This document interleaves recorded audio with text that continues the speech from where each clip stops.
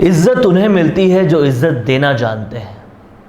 ये बात भी हमें बहुत पहले से सिखाई जाती है, लेकिन अमल इस पर बहुत कम लोग करते हैं और बहाव में जाने कुछ ऐसा बोल जाते हैं जिससे उन्हें ये समझ नहीं आता कि जो बड़े परिप्रेक्ष्य में जनता उन्हें देख रही है वहाँ उनकी इज्जत लगातार घटती जा रही है।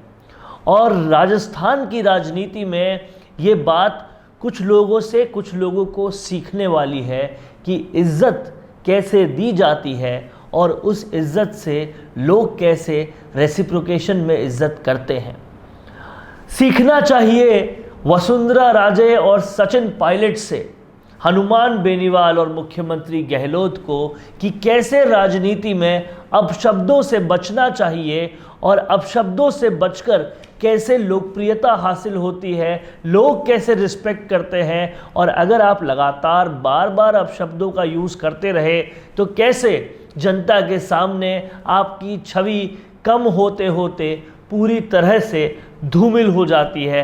आज इसी मुद्दे पर बात करेंगे कि क्या कुछ सीखने वाला है सचिन पायलट और वसुंधरा राजे से गहलोत और बेनीवाल को। इस पूरे मुद्दे पर बात करेंगे, विस्तृत रूप से बात करेंगे, लेकिन इसके लिए आपको इस वीडियो के आखिर तक बने रहना पड़ेगा। नमस्कार, राजस्थान के सबसे बड़े विश्लेषण मंच पर आप सभी का स्वागत है। मैं हूं चेतना शर्मा आपके साथ और ये हैं editor in chief Varun Bhansali ji. तो आज जो हम बात कर रहे हैं वो काफ़ी गहन है और राजस्थान की राजनीति को जो कुछ भी थोड़ा सा लोग समझते हैं उसमें बहुत ज़्यादा अहम है। आप ये समझिए कि किस तरह से हमारी इज्जत हमारे हाथ में ही होती है।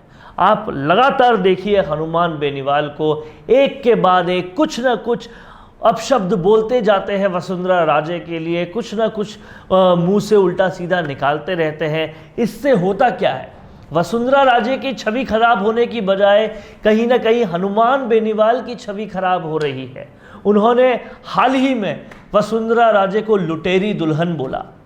अब एक पब्लिक रिप्रेजेंटेटिव जिसको लोग अपना कहीं ना कहीं आइडल मानते हैं, उनके मुंह से ऐसी बातें शोभा नहीं देती। और लुटेरी दुल्हन बोलने से पहले भी लगातार कुछ ना कुछ बार बार हनुमान बेनीवाल वसुंधरा राजे के लिए बोलते रहे हैं, जबकि उसके रेसिप्रोकेशन में कभी वसुंधरा राजे ने हनुमान बेनीवाल के लिए कुछ भी नहीं बोला। अब शब्द तो दूर की बात है, उनके बारे में उनको संबोधित भी कभी नहीं किया, उनके लिए कुछ बोला भी नहीं। तो इससे समझ में आता है कि गरिमा की राजनीति कौन कर रहा है। और इससे यह भी पता चलता है कि एक वक्त पर हनुमान बेनीवाल की ज़बरदस्त फॉलोइंग कैसे लगातार घटती जा रही है और फिर भी वो बाज नहीं आ रहे वसुंधरा राजे को अपशब्द बोलने से। इस बात को समझना होगा, जानना होगा। जी बिल्कुल, क्योंकि अपशब्द एक ऐसी चीज़ है जो ना आपकी इमेज को गिराती है बल्कि आपके स्तर को इतना नीचे ले आती है कि उससे ऊपर उठ पाना बहुत मुश्किल हो जाता है। और इसके बिल्कुल उलट, आपको कोई अपशब्द बोलता है और आप रिएक्ट ही नहीं करते, आप ना तो उनको कुछ बोलते हैं ना उस बारे में कुछ बोलते हैं, इससे आपका बड़प्पन और बढ़ता है। और यही होता है सचिन पायलट के साथ। बार बार लगातार उन पे हमले होते रहे, नाकारा, निकम्मा, जाने क्या क्या उनको बोलते रहे, लेकिन सचिन पायलट ने कभी उसका कोई जवाब भी नहीं दिया, ना ही उसके ऊपर कुछ बोला। उल्टा वो लगातार ये बोलते रहे कि हमें अगले चुनाव में भी कांग्रेस को जिताना है, इस परिपाटी को तोड़ना है कि एक बार बीजेपी एक बार कांग्रेस आती है। ये लगातार उनकी मैच्योरनेस, उनकी बड़प्पन, उनका एक अच्छा पॉलिटिकल दिमाग, उनका एक सभ्य व्यवहार, उनका संस्कार दिखाता है। और इसकी वजह से कहीं ना कहीं लोगों में बहुत ज़्यादा इज्जत ऐसे नेताओं के लिए बन जाती है। तो कहीं ना कहीं सचिन पायलट और वसुंधरा राजे से ये बात सीखने वाली है और ये बात समझने भी वाली है कि आज जिस लोकप्रियता के स्तर पर सचिन पायलट और वसुंधरा राजे बैठे हैं, उस पर आने के लिए आपको अपने शब्दों पर लगाम रखने की बेहद ज़रूरत है। जी बिल्कुल, क्योंकि राजनीति में अपना स्तर बना के रखना है तो आपको अपनी ज़बान पर कंट्रोल तो आना ही चाहिए, क्योंकि एक बार अगर उसका स्तर गिरा तो आप उठ नहीं पाएंगे लोगों के बीच में, क्योंकि जनता है वो सब जानती है, जनता जनार्दन है और आपके एक एक वर्ड को वो नोट करके रखती है और उसका जवाब जब देती है जब चुनाव आते हैं। और लोकप्रियता का अगर पैमाना देखें तो आज वसुंधरा राजे और सचिन पायलट की जो लोकप्रियता है उसको छू भी पाना किसी के लिए बेहद मुश्किल है, और वो लोकप्रियता कहीं ना कहीं हर चीज़ की गरिमा से बनी है। लगातार लोगों के मिलने से, लगातार उनके बीच रहने से, भाषण को गरिमामय रखने से, किसी के खिलाफ कुछ बोलना हो तो भी सभ्य भाषा में बोलते हुए आगे बढ़ने से।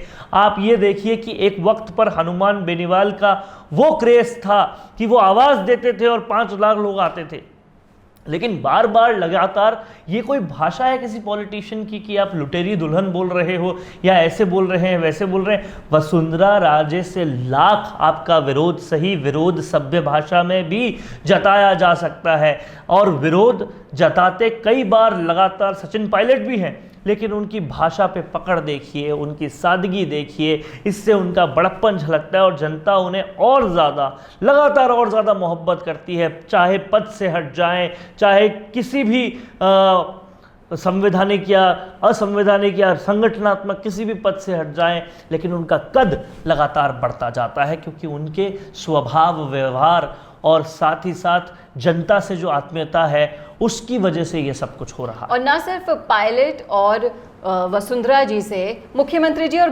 बेनीवाल ही क्यों सीखे, राजनीति में काम करने वाला हर कार्यकर्ता को उनको आइडल मानना चाहिए इस मामले में। तो आज के अगर हम परिप्रेक्ष्य में देखें तो आज भी चाहे अटल बिहारी वाजपेयी जी हमारे बीच नहीं रहे, लेकिन उनकी लोकप्रियता का कोई सानी नहीं है, उनको जो इज्जत दी जाती है उनका कोई सानी नहीं है, क्योंकि उन्होंने कभी भी राजनीति की गरिमा नहीं छोड़ी, और यही गरिमा जो है वो बना के रखनी बेहद ज़रूरी है, जिसको राजस्थान में कुछ उच्च दर्जे के नेता लगातार भूलते जा रहे हैं, जिसकी वजह से उनकी लोकप्रियता पर भारी असर पड़ रहा है। मैं फिर से कहता हूं कि एक वक्त पर हनुमान बेनीवाल वो नेता हुआ करते थे जिनकी एक आवाज़ पर लाखों लोग आ जाते थे।